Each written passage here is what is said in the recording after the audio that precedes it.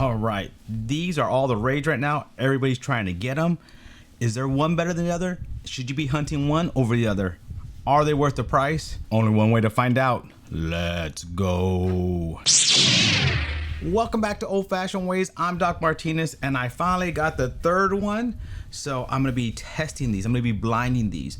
Now I have batch 1, 2, and 3, but I'm also gonna throw a little curveball in here. I'm actually gonna throw in Old Forester 1924. Probably wondering, why are we throwing that one in there? Well, some people are calling it the poor man's King of Kentucky. Poor man's $120, still not very cheap, but at $120 versus $300, does this one still stand up? Will this one win? That'd be kind of funny, huh? So I decided to throw this one in there to change things up a little bit, see where it comes out, and see, should we be hunting this instead of these three? Well, I've had them poured out on the side, been sitting there for about 20 minutes. Walked out of the room, did some stuff, came back in here, and the aroma in here is great. It is great. But what we need to do, move these over a little bit, give myself some room. I guess we'll move Vader to the back here. And so I have them all set on the side over here. I don't know which is which. I moved them over there, switched them up a little bit. I'm gonna move them back, switch them up some more. So I don't care what order they're in. We're just gonna mix these up a little here, a little there, right? I don't know what is what. There we go. So I'm just gonna start from left to right, smell them, give you my initial thought. So then I'll rank them, and I'm very curious to find out where 1924 falls in this. I like 1924. It's a good pour. I just don't think it's worth the 120. But I hear the newer batches. I hear every year the batches get better. I have not tried last year's batch. So all right, here we go. Let me see. I'm just gonna come down and look at these. Actually, they're all pretty even in color. If I'm gonna say anything, this one might just be a tiny bit lighter, but honestly, they all look pretty similar, so not too much given away there. I'm gonna start nosing from this way, that way, and we'll go from there. That smells good. Nice darkness on the nose. Now, those chocolates, the vanillas, some of that caramel. It smells very similar. I'm just kind of warming up my nose, so I'm gonna go through them kind of quickly and then kind of slow down and go through them one more time. Then my nose acclimate. All right, so on the nose, they're all very solid pours. All of them inviting. All of them getting my mouth starting to get warmed up, like it's starting to salivate a little bit, and with anticipation of tasting these. All of them have a pretty good solid nose.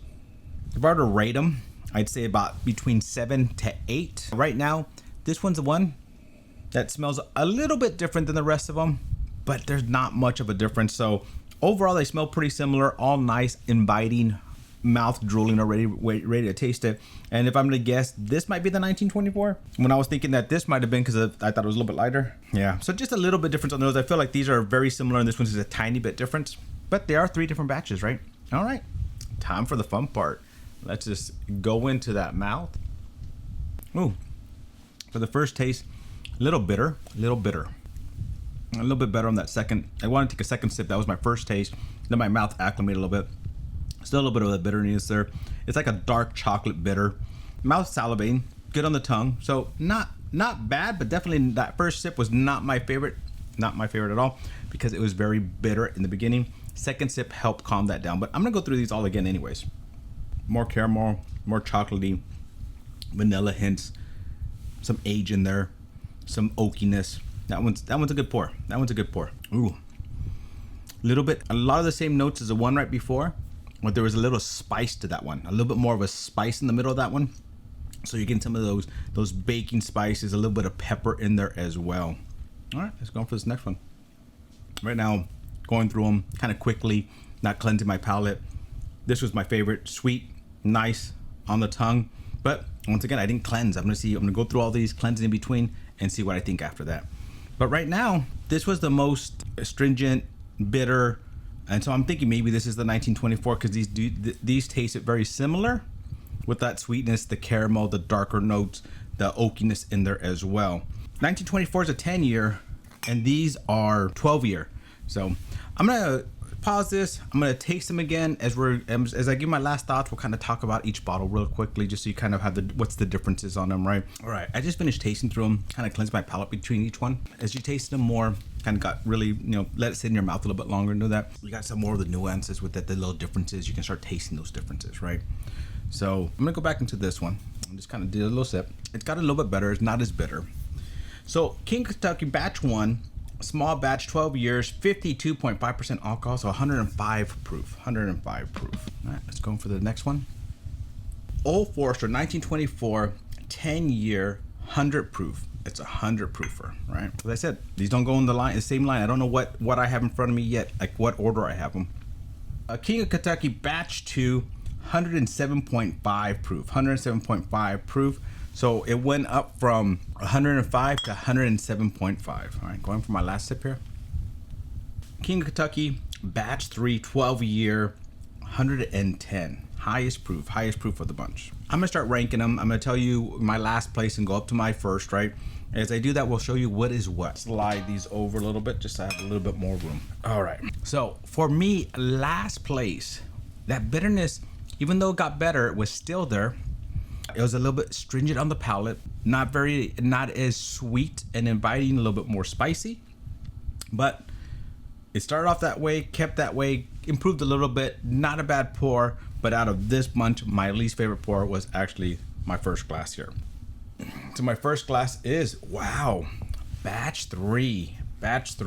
I'm surprised. Actually, I forgot to do my guesses. I was thinking actually that was 1924, and then I was thinking 3, 2, 1. That's what I was thinking it was in my head. So I already know I was wrong because that's batch 3. Batch 3, wow. It takes it different. It wasn't the same profile as the other ones to me. It is also the newest open. I just opened that one last night to give out a sample. I hadn't even tasted it yet. So maybe if it airs out a little bit more, maybe. But wow, I was actually thinking that was the 1924. Number 3 for me was actually the next glass. Batch 1. So batch 1 is actually 3rd place for me. 3rd place. So that's interesting. So that means what we have left is batch 2 and 1924. So these are the 2 contenders that are left. Now, as I said, I was kind of tasting them again. So let me just taste it one more time to make sure I have it dialed in the way I want.